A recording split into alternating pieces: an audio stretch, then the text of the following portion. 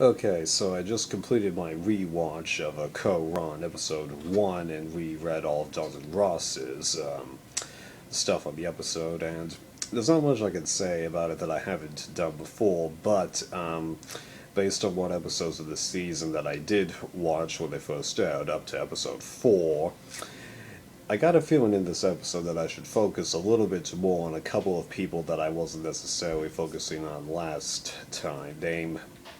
The third girl on the Brain tribe that wasn't Deb or Liz, and then the three girls on the Beauty tribe. I think they're going to really matter. And then there's still the two main guys on the Braun tribe, Scott and Jason. Yeah, Kyle's Jason's first name. I gotta remember that, even though he's referred to his last name, yeah. So, as I pretty much stated, there isn't that much I can say about this episode that I haven't already. I do think binge watching this season is the right approach, even though I will watch everyone's stuff after it's done, and yeah, see you in the next bit. Okay, I finished watching the second episode, and as I've stated in that particular video, it behaved a lot like the first. Things that I noticed this time was that Deb, just her obnoxious mode, stood out to be a lot more on the rewatch, and knowing a little bit of what's to come, I'm not really looking forward to seeing more. Not unless she turns over a little bit of a new leaf, which probably will happen, although not necessarily in the way I'm expecting, but it's not saying that much, okay, because I don't know too much about this season, yeah. And then the way that Jenny, he just totally shot herself in the foot, just, yeah, like I said in that video. You thought what Kat and Bryce and arguably Darnell did was bad, just, gee, she just blows them out of the water. That was just crazy and all that stuff, yeah. And in hindsight, I do feel like these tribes, all kind of blended in together, and shall we say, I'm going to hold them to their roles a little bit less, which is good, but also kind of bad, because I'm starting to think that, you know how I was saying in those original videos that binge watching this season will be better? Well, I'm starting to think that possibly this season could be, a little bit too simple, a little too bland for some people. I'm starting to get a little bit apprehensive. But once I get into virgin territory, my aspects on this might brighten up. We'll see. Okay, so I rewatched episode 3, where we get the implosion of the Brain tribe, which I mentioned at the end of my second episode original video that I didn't think was necessarily going to come for a bit. And I remember when I first saw the episode being kind of disappointed with it, and I was still kind of disappointed with it in the rewatch, because the main issue is that we've kind of seen this before, both in terms of this season and with the last Brain vs. Brawn vs. Beauty bits, because, well, it's not just the fact that the challenge results played out, exactly the same, and that, again, it was a 2-2-2 vote, even though it was a case of where the people who ended up, getting the short end of the stick, they actually thought they were in control, versus wherein, Kagayan, those people didn't necessarily think they were in control, they just had a chance, but it didn't work out in their favor, But anyways, where was I? Yeah, it wasn't exactly that great of an episode because, well, Peter and Liz, they just kind of made the same mistake that Jenny made in the previous episode, just ranting their mouths off, and then Liz ended up getting voted out, which, the first time I saw this episode, I was kind of shocked by it, but when I rewatched it, I was like, actually, you know what, I think that was a smarter thing to do, because Pete, he was honest with his thoughts at Tribal. The other people were able to read him, whereas Liz, not so much. So, yeah, given how they both got pretty much the same pros and cons in that situation, it didn't make sense to get rid of Liz because, a little bit less of the question mark, and it does show that girl, Aubrey or Audrey, I can never remember which one of the two it is, that she might actually have something to play in here. I gotta keep my eye on her, just like with those girls on the Beauty tribe. And their interactions this episode, it reinforced the idea that I had back then when I first saw it, that them going to tribal actually wouldn't be that interesting. Just sheesh, what's the deal? Can't if we get a beauty tribe that actually, has some nice dynamics? Well, I mean, like, it is interesting, but it's all about, oh yeah, are we all really so tied? Is it really going to play out this simply just... It's not exactly the kind of dynamics that got me into it. Whereas for the other two tribes, yeah, we did get more of that. Especially with the Braun tribe, actually making it seem like they might be getting somewhere. And then as for the idol twist, well, I think it's actually a nice idea, but it's just unlikely to happen. But them putting it in there, no real harm in doing it. It doesn't exactly change too much. The main issue is going to be, when it comes to re-hiding idols. But I'll learn my thoughts on that later on in the season, and then we'll see if production, keeps the trend going well with that.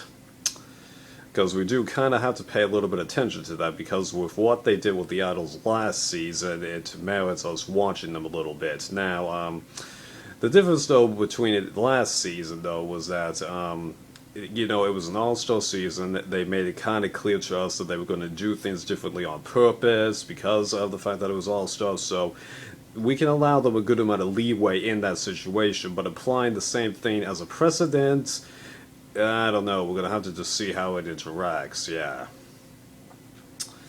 So I think that covers this episode. Now I got to rewatch the 4th episode, even though I know what happens, yeah. Well, yeah. That was a little bit of a tough one to get through. I mean, like, obviously, since it's the second time watching the episode, the shock value is gone, but... yeah, it's still tough to watch what was undoubtedly the scariest moment for the group of castaways in the history of this show, because, like, if you compare this to Russell Swan, which is, I think, really the only other comparison that honestly works, it's really no comparison, because everybody clearly other than Russell was 100% A-OK another day on the beach, but Russell, couldn't even stand up. So, but here you had 3 people, albeit only 2 at that moment, having various symptoms, and then everybody else, reeled on tired, because Alicia, I'm real bad at handling names, in her exit interview with Dalton Ross, revealed that actually there were quite a lot of people throwing up because of dehydration at that challenge there, even though we don't see, anything. So, yeah, like, everybody was at risk of potentially having symptoms out there, and everybody seems to indicate that the temperature was well over 100 degrees there daily, and just...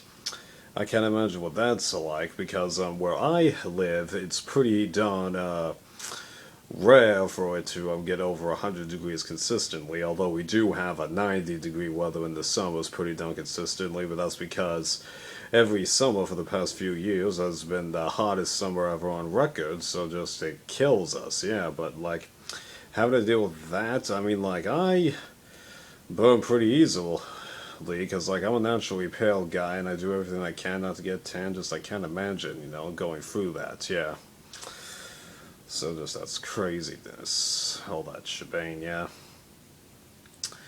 Other things to point out, well, as I'm sure you've noticed, the challenge results ended up behaving exactly like they did in Kagayan, just, a slight reshuffling of which tribe performed exactly what. But like, even when I first saw this episode, I was looking at, the Brain tribe doing that immunity, and I'm like, oh yeah, they're behind, but they're totally gonna catch up. There's no way that they're going to lose this, and I'd rather Beauty win, because I just don't think them going to tribal is gonna be that interesting, although as I keep saying in these afterthought videos, I'm anxious to see how those girls function.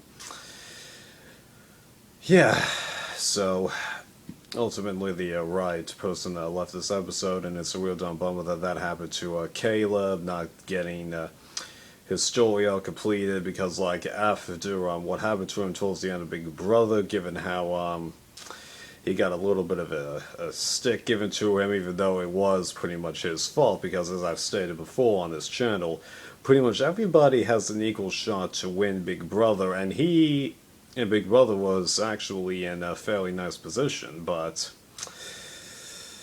power player suckage syndrome, and that's all I'm going to say about that. Yeah. I think there's a couple of other tidbits I could mention here, but I'm not really going to. So, now we go into virgin territory. Let's see. Okay, heading into foreign territory for this season. I gotta admit, the post-swamp episode, it was a nice episode, although clearly they had to go a little bit one-sided with the edit, but usually these days after a tribe switch, when it's free tribes, both tribes end up losing, and I totally predict that's what's going to happen in the next episode, so I'm not too worried about that. So, a couple things to mention. So, first of all, Anna and a couple of other people being shocked that there's a tribe switch. How on earth are you guys still shocked that there are tribe switches? Do you guys seriously not watch the show? How are you still shocked by this? This is the norm for the show, okay? Tribe switches are what happens on the show. They're not going anywhere, like with Hidden Immunity Idols, even though I think, ironically, I, at one point in one of my videos, was complaining about that. Come on, people, get your butt in gear. Oh my god, Jeez, that was crazy. Anyway, so how do I think that they handled the odd person out? That was a nice idea, and unlike what they did in Exile Island, making one person completely safe for the vote, I do feel like that this was a pretty fair way to do it, although kind of unnecessary, because they have done tribe switches in the past with odd numbers and all that, although that was during the old school era, so that's probably why they don't really try to do it anymore, and they do state that they didn't want to do this. Personally, I think I would have just put 7 blue, 7 yellow buffs, and just have the odd person go to a tribe, honestly. And Rob's sister Nina brought up an interesting point in this Know-It-Alls video about how it actually might have been a smarter move to throw this immunity challenge because of what happened in Exile Island, with the losing tribe going to tribal council, but then having the member immediately replaced. Forcing the other tribe to need to win even more challenges in order to keep the majority.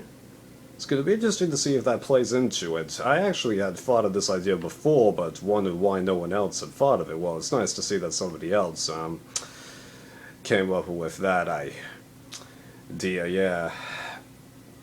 So, overall impressions of these new tribes, I do think the divisions were interesting, and strategic comments out there were, the kind that should happen, and it was nice to see Aubrey step it up, because I did feel like that there was a tad bit more to her based on my gut instinct to her in earlier episodes.